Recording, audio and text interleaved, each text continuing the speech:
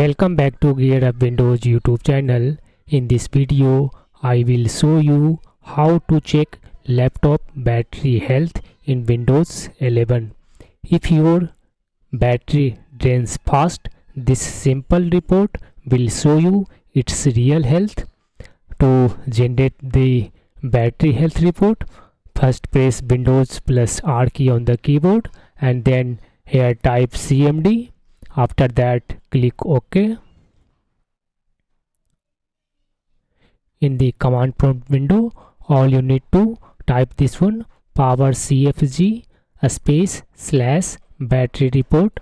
I will put this one command in this video description also. So if you want, you can copy and paste it. After typing this one command, press enter on the keyboard. Now it will generate battery life report and you can copy this one path.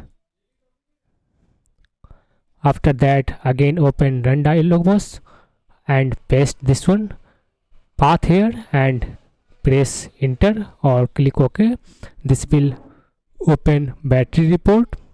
Here you can see your battery health, design capacity and full charge capacity, etc. That's all about this video. Bye.